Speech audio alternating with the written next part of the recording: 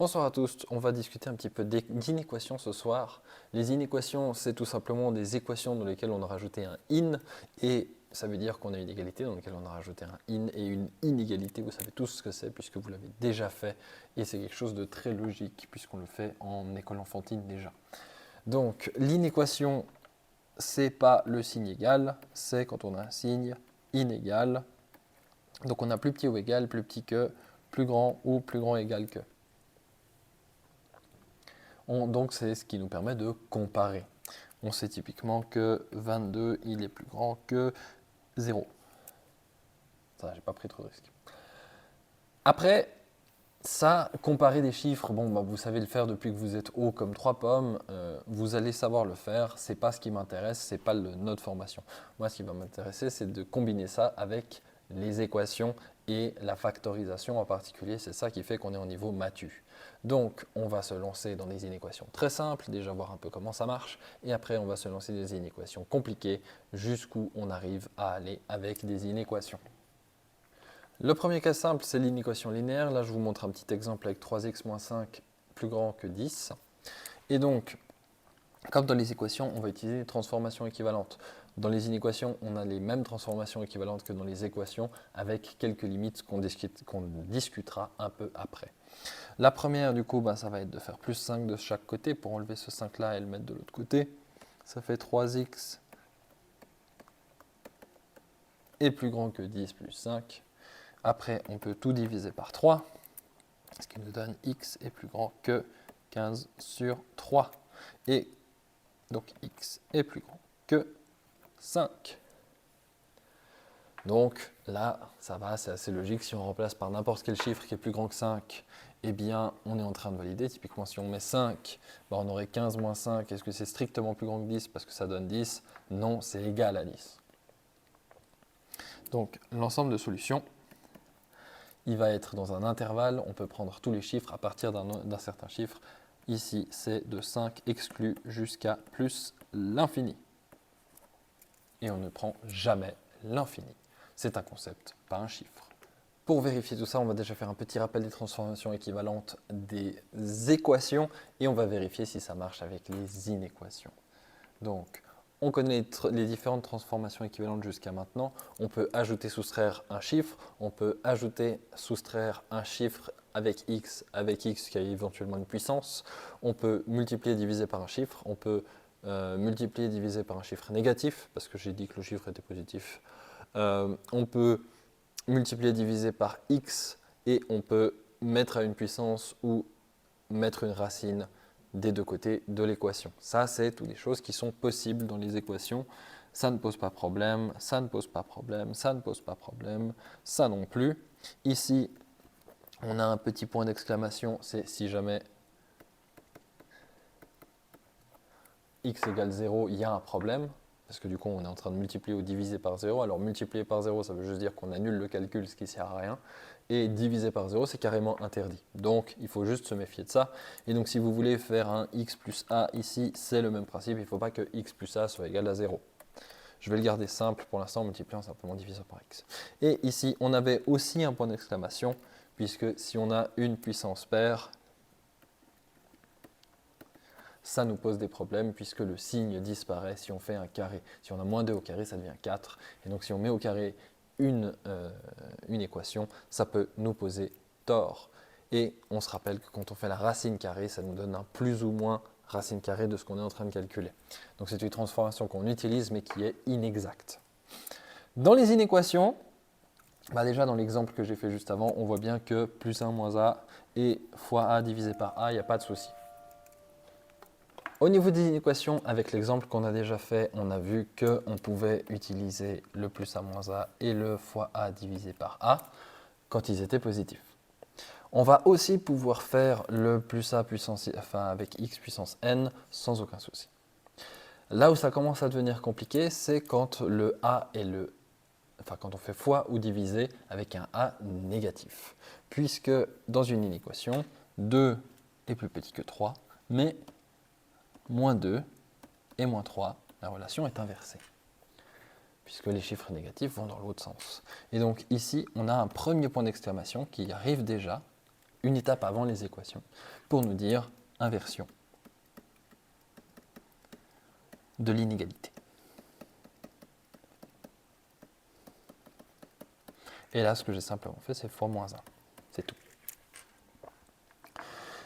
En ce qui concerne multiplier et diviser par x, du coup, on a le même problème que si x égale à 0, mais on a aussi le problème de si x il est négatif. Donc, c'est le même point d'exclamation, mais c'est un point d'exclamation qui est quasiment interdit, donc je vais mettre 2 points d'exclamation dans le panneau attention, puisque ici, il faut faire une étude de cas.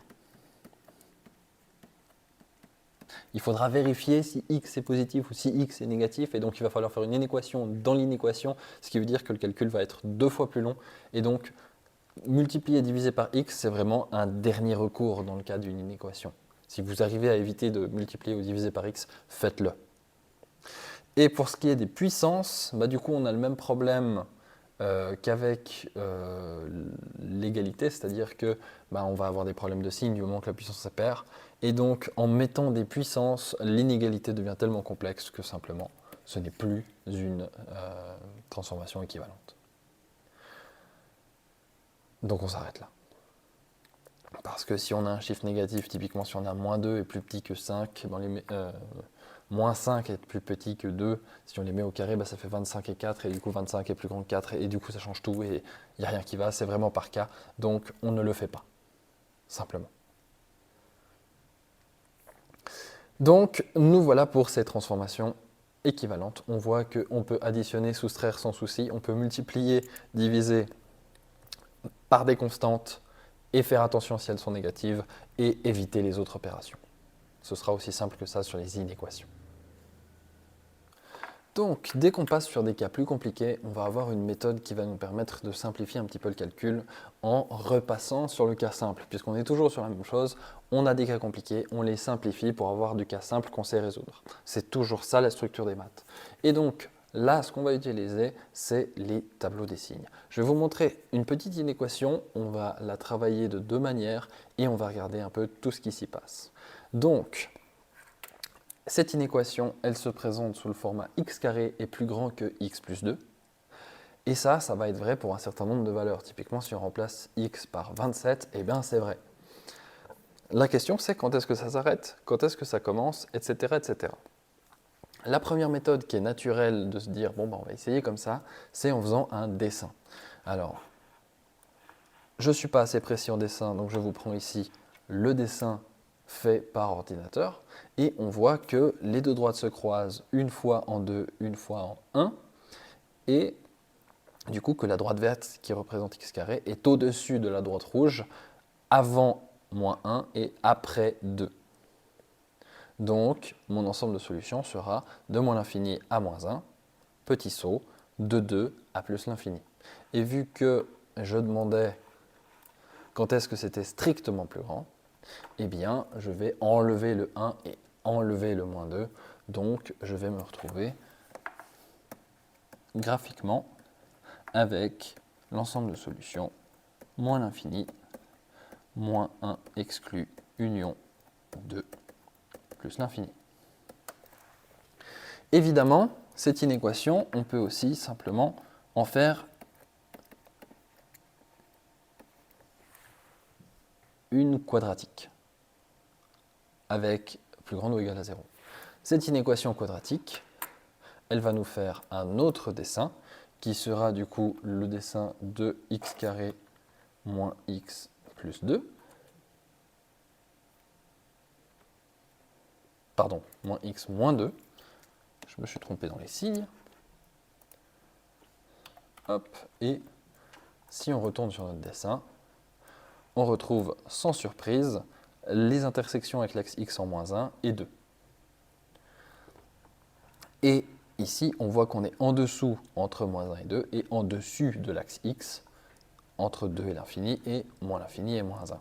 Et donc, vu qu'on veut être plus grand que 0, on a exactement la même solution par le graphe. On pourrait également le faire avec simplement faire delta, regarder le fait que le a ici, il est positif puisque c'est 1, et donc on a une parabole qui sourit, et entre les deux zéros, elle est négative. Tout ça, vous savez, on a fait des fonctions quadratiques, tout va bien.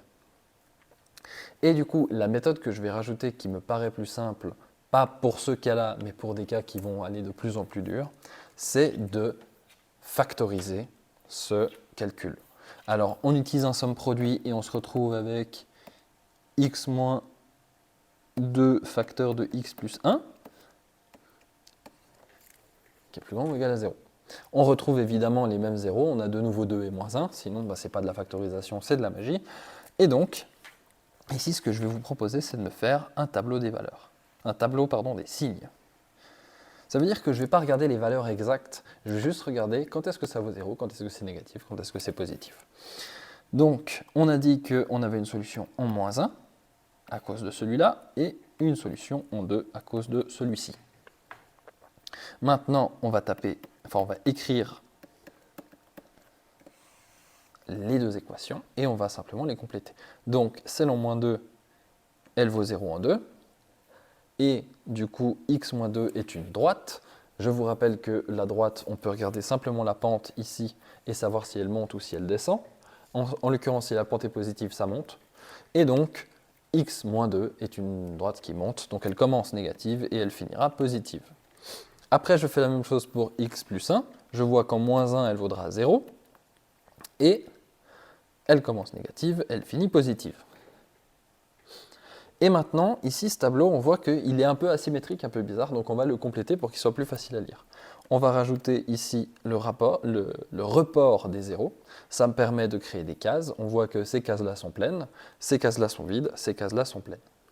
Et on va juste rajouter les mêmes signes au fur et à mesure. Donc là, j'ai ce moins, il reste. Ici, j'ai un plus, il reste. Ça dépend de si on est avant ou après le 0. Et après, je peux faire le total. Et ce total, c'est évidemment le produit des deux. Et on sait, depuis qu'on est très petit, que moins fois moins, ça fait plus. On sait aussi que quelque chose fois 0, ça fait 0. On sait que moins fois plus, ça fait moins. 0 fois quelque chose, ça fait 0. Et plus fois plus, ça fait plus. Et donc, on se retrouve avec un tableau des signes, de nouveau, ici, qui nous dit plus 0 moins 0 plus. Et si on retourne lire dans la ligne x, on commence forcément à moins l'infini, on s'arrête forcément à plus l'infini, sinon ce n'est pas un cas général. Et on voit que de moins l'infini à moins 1, c'est positif, à moins 1, c'est 0, de moins 1 à 2, c'est négatif, à 2, c'est 0, de 2 à plus l'infini, c'est positif. Et de nouveau, ici, j'ai dit que j'ai un strictement plus grand, donc je ne veux pas le 0, je ne veux pas le 0, et du coup, ça commence ici, ça s'arrête là. Et donc, la solution, elle vaut de moins l'infini à moins 1 et de 2 à plus l'infini. Comme voici. Et donc, on voit qu'on arrive essentiellement à la même chose. Ici, vous allez me dire, mais c'était beaucoup plus long que faire le graphe. Oui, mais moi, j'ai utilisé un outil graphique par ordinateur. A priori, vous n'avez pas l'ordinateur quand vous faites des examens, donc c'est plus simple de le faire à la main. C'est pour ça que je vous propose cette méthodologie.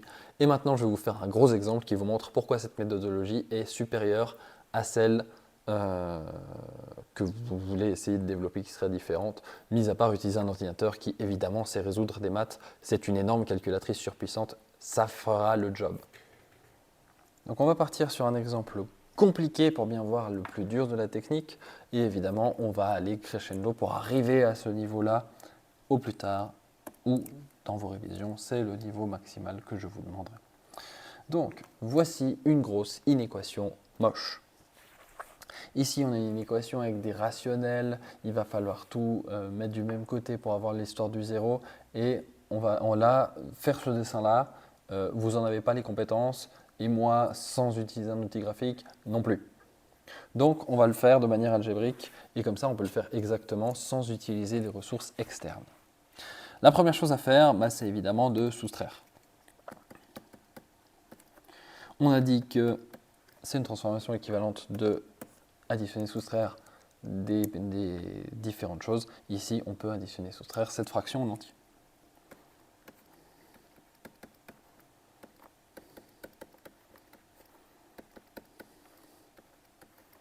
Comme ça, on est plus grand que 0.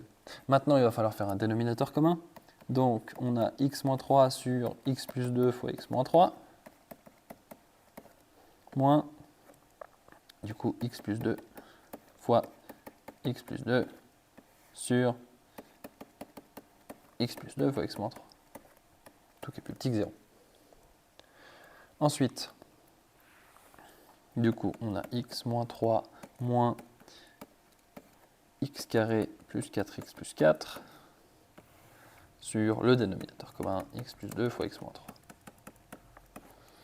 Toujours plus grand que 0, sinon il y a un problème. On distribue le moins, ça nous donne x moins 3 moins x carré moins 4x moins 4 sur le dénominateur commun qui est plus grand que 0.